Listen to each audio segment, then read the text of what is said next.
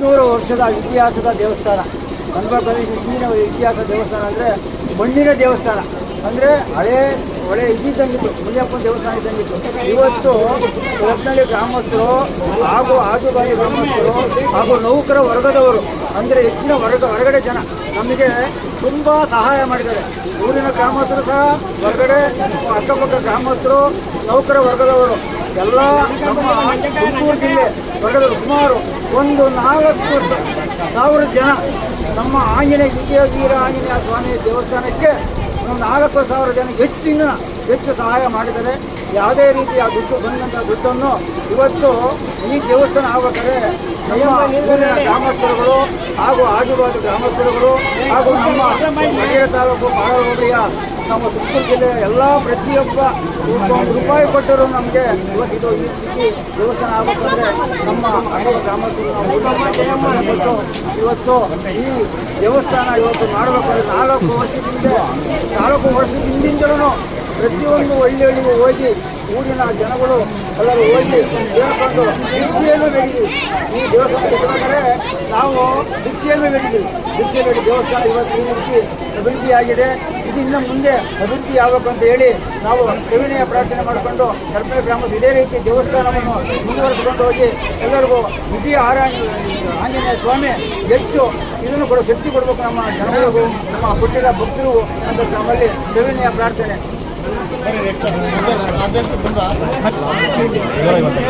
ರಾಮಮೂರ್ತಿ ಅಂತೇಳಿ ಈ ಸ್ವಾಮಿಯ ಒಂದು ಇತಿಹಾಸ ಅಂದರೆ ಬಹಳ ನಮ್ಮ ಬರವಳ್ಳಿಗೂ ದೇವರಾಯದುರ್ಗಕ್ಕೂ ಮತ್ತು ಚೆರಪಳ್ಳಿ ಆಂಜನೇಯರು ಸ್ಥಾನ ಇದ್ದಂಗೆ ಒಂದು ಇಲ್ಲಿ ಬಹಳ ಇತಿಹಾಸ ಪುರಾಣ ಬರ್ತಿತ್ತು.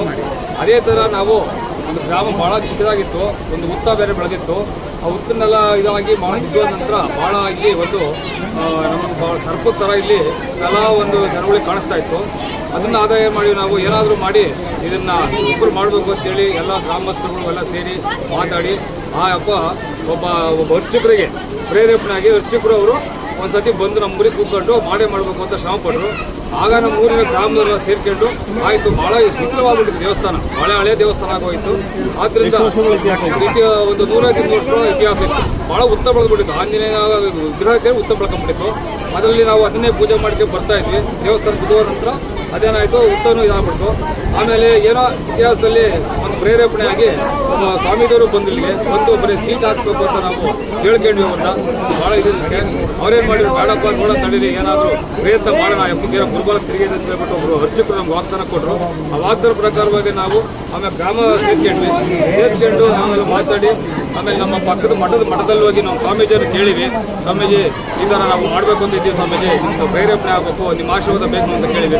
ಆಯಿತು ಅಂತೇಳಿ ನಮ್ಮ ಸ್ವಾಮೀಜಿಗಳು ಹನುಮ ಸ್ವಾಮೀಜಿಗಳು ನಮಗೆ ಎಲ್ಲ ಕುಂಡಿಸ್ಕೊಂಡು ರೈತರಿಗೆ ಒಂದು ಬುದ್ಧಿವಾದ ಹೇಳಿ ಯಾವುದೇ ಥರ ಭಾಳ ಹಳೆಯ ಕಾಲ ದೇವಸ್ಥಾನ ಚೆನ್ನಾಗಿ ಅಪ್ಪಗೆ ಒಂದು ದುರ್ಬಲ ಇದೆ ಮಾಡಿಸಿ ಅಂತೇಳಿ ಒಂದು ವಾಗ್ದಾನ ಕೊಟ್ಟರು. ಅದರಿಂದ ನಡ್ಕೊಂಡು ನಮ್ಮ ಗ್ರಾಮ ಮತ್ತು ಎಲ್ಲ ಮುಖಂಡರುಗಳು ಸೇರ್ಕೊಂಡು ಅಕ್ಕಪಕ್ಕರು ಗ್ರಾಮದಲ್ಲೂ ಸೇರ್ಕೊಂಡು ಅವ್ರು ಕೊಟ್ಟಿರ್ತಕ್ಕಂಥ ದಣಿಗೆ ಒಳಗೆ ನಾವು ಈ ಮಟ್ಟಕ್ಕೆ ಮಾಡಿದ್ದೀವಿ. ಇನ್ನು ಮುಂದೆ ಮಾಡಬೇಕು ಅನ್ನೋ ಒಂದು ನಮ್ಗೆ ಆಸೆ ಇದೆ. ಮುಂದೆ ರಾಜಗೋಪುರ ಕಟ್ಟಬೇಕು ಅಂತ ಭಾಳ ಜನ ನಮ್ಮ ಊರು ಗ್ರಾಮಸ್ಥರು ಭಾಳ ಜನ ಖುಷಿ ಪಡ್ತಾ ಇದ್ದಾರೆ. ಚೆನ್ನಾಗಿ ಆಗ್ತದೆ. ಆ ದೈವ ಸಂಕಲ್ಪ ಅಪ್ಪದ ಪ್ರೇರಣೆ ಆಗಿ ನಮಗೆ ಭಾಳ ಚೆನ್ನಾಗಿ ಎಲ್ಲ ನೆಮ್ಮದಿ ಕೂಡ ಆರೋಗ್ಯ ಐಶ್ವರ್ಯ ಕೊಟ್ಟಿದ್ದಾರೆ. ಭಾಳ ಜನ ಸೇರಿ ಹೇಳೋಕೆ ಇಷ್ಟಪಡ್ತಾರೆ.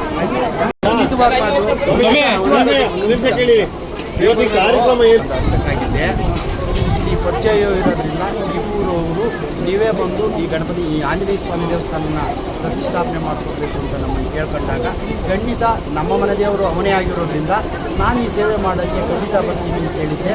ಆದ್ದರಿಂದ ನಾನು ನನ್ನ ಸಂಘಟಕರು ಕರ್ಕೊಂಡು ನಿನ್ನೆ ಬೆಳಿಗ್ಗೆ 7:30 ಬಂದವರು ಪ್ರಥಮವಾಗಿ ಗಂಗಾ ಪೂಜೆ, ತದನಂತರ ಗಣಪತಿ ಪೂಜೆ, ಆಮೇಲೆ ಪುಣ್ಯಾಹ ಪಂಚಗವ್ಯ ನಾಂದಿ, ಆಮೇಲೆ ಕಳಶ ಸ್ಥಾಪನೆ ಮಾಡಿ ಒಂದು ಮಂಗಳಾರತಿ ಮಾಡಿ ಗಣಹೋಮವನ್ನು ಮಾಡಿ ಸಾಯಂಕಾಲ 5 ಗಂಟೆ ಮೇಲೆ ಪುನಃ ಕಳಶ ಸ್ಥಾಪನೆ ಮಾಡಿ ವಾಸ್ತು ರಾತ್ರೋಗ್ನ ಹೋಮಗಳನ್ನೆಲ್ಲ ಮುಗಿಸಿ ರಾತ್ರಿ ದೇವರನ್ನು ಜಲಾದಿವಾಸ, ಧಾನ್ಯಾದಿವಾಸ, ಪುಷ್ಪಾದಿ, ಶಯನಾದಿವಾಸ ಅಂತೇಳಿ ಅಷ್ಟವಾಸಗಳನ್ನು ಮಾಡಿ ತದನಂತರ ದೇವರನ್ನು ಬಿಟ್ಟು ಅದಕ್ಕೆ ಜೀವ ಬೆಳೆಸುವುದಕ್ಕೆ ಬೆಳಿಗ್ಗೆ ಬ್ರಾಹ್ಮಿ ಮುಹೂರ್ತದಲ್ಲಿ 5:30ರಿಂದ 6 ಗಂಟೆ ಒಳಗೆ ಬ್ರಾಹ್ಮಿ ಮುಹೂರ್ತ ಕ್ಷೇತ್ರೋನ್ಮಿಲನ ಕಾರ್ಯಕ್ರಮ ಮಾಡಿ ತದನಂತರ ಹೋಮಾದಿಗಳು ಮತ್ತು ರಾಮತಾರಕ ಹೋಮವನ್ನು ಮಾಡಿ ಆಮೇಲೆ ರಾಮ ಪರಿವಾರ ದೇವತಾ ಹೋಮಗಳನ್ನು ಮುಗಿಸಿ ಈ ದಿನ ಅಭಿಷೇಕ, ಅಲಂಕಾರ ಎಲ್ಲವನ್ನೂ ಸಹ ಎಲ್ಲರೂ ಸಹಕಾರದಿಂದ ಈ ದಿನ ಈ ದೇವರ ಕಾರ್ಯ ನಡೆದಿದೆ. ಅಂದರೆ ಅನಾದಿ ಕಾಲದ 12 ಟನ್ ಅಷ್ಟು ಆ ವಿಗ್ರಹ ಇತ್ತು. ಅದನ್ನು ಅಷ್ಟು ಚಿಕ್ಕದಾಗಿ ಇವತ್ತು 3 ದಿನ ಊರಿಗೆ ಸರಿಯಾಗಿ ತುಂಬ ಚೆನ್ನಾಗಿ ಮಾಡಿದ್ದಾರೆ. ಎಲ್ಲರಿಗೂ ಭಗವಂತ ಕಾಲ ಆಯುಷು ಆರೋಗ್ಯ ಸಂತಾನ ಕೊಟ್ಟು ಆ ಭಗವಂತ ಕಾಪಾಡಲಿ ಅಂತೇಳಿ ಆ ಭಗವಂತನಿಗೆ ಪ್ರಾರ್ಥನೆ ಮಾಡ್ತೀವಿ. ಸರ್ವರು ಚೆನ್ನಾಗಿರಲಿ, ಸರ್ವೇ ಜನೋ ಸುಖಿನೋ ಭವಂತು.